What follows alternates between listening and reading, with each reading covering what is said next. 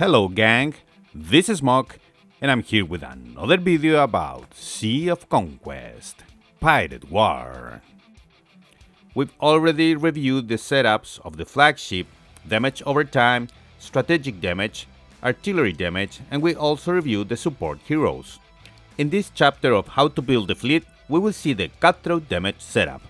But first, if you like my video, don't forget to like it after watching it, I'll be very grateful. The definition of Cutthroat damage is a burst of high damage output, which also reduces and pierces enemy armor.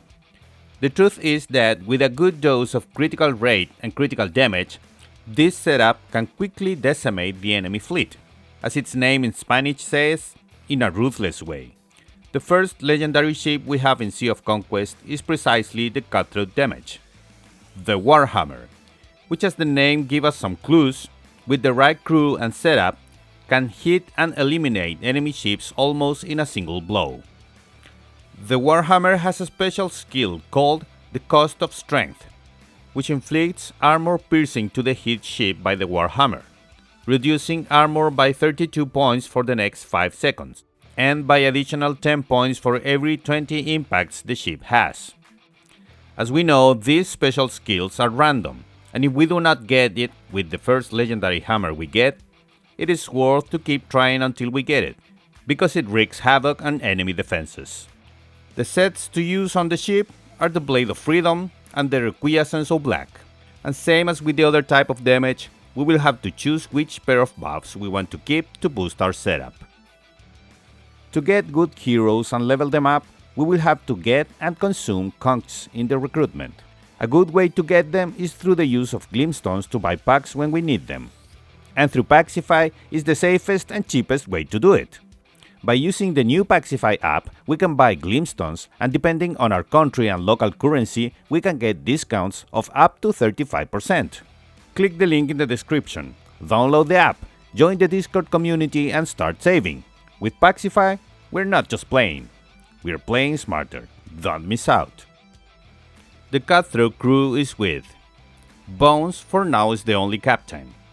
Is a legendary hero from Season 1, who can only be recruited by the use of golden conchs. He deals Cutthroat damage of up to 500% of his attack on one enemy ship, and if the enemy ship is wounded, he deals additional Cutthroat damage of up to 250% of his attack.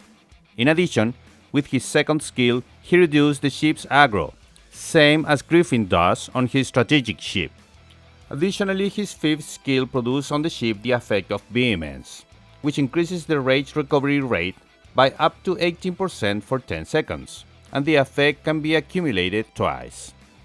For first mates, we have 3 heroes. Betty is a rare hero who deals Cutthroat damage of up to 360% of her attack to an enemy target and reduces the rage of the heroes on the enemy ship. Kojo is an epic type hero. He hits 2 times to the ship with less health points on the enemy fleet.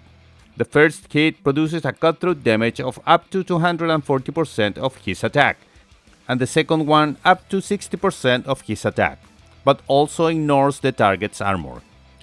Onimusha is so far the jewel of the Cutthroat crew.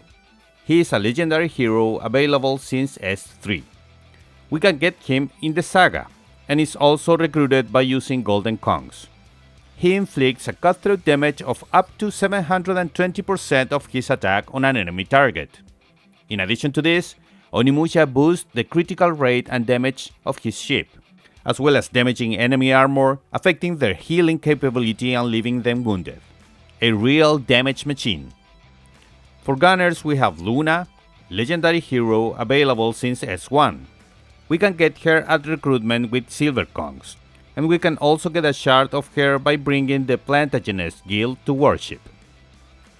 Luna inflicts Cutthroat damage to up to 480% of her attack to the enemy with less health points in the enemy fleet. In addition, Luna inflicts targeted effect to the enemy target, which will increase its aggro by up to 40 points. Finally, in S5 we will be able to get Cartel, legendary hero only recruitable by using golden conchs.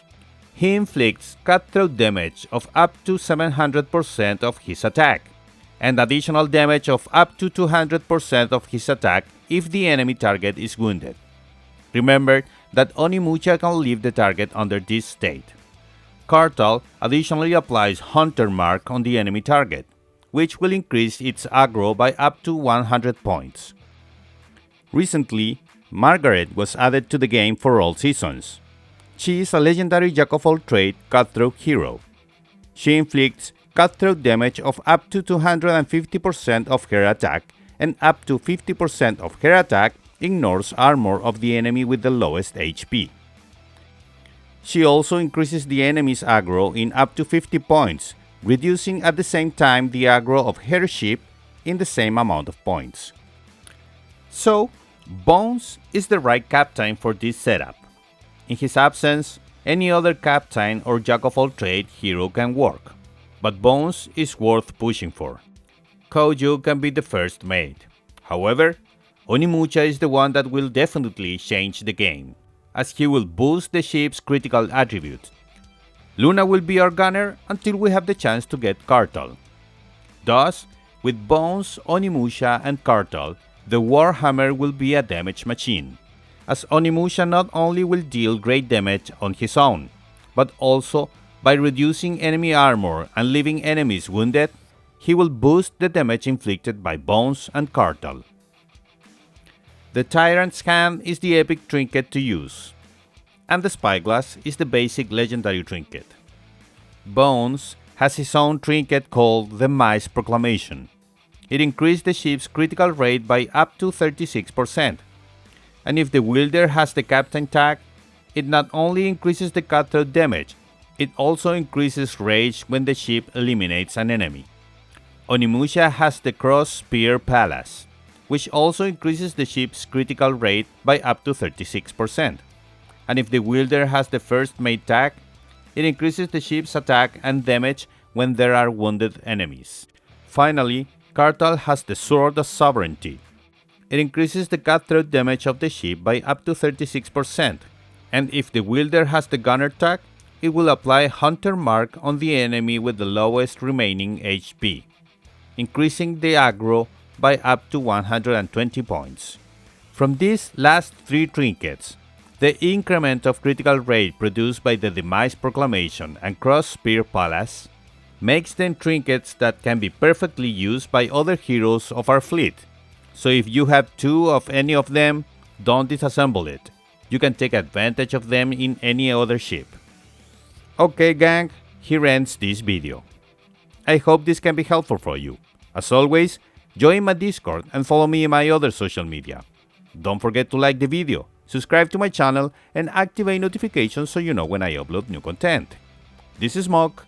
I wish you all a great day. Bye bye.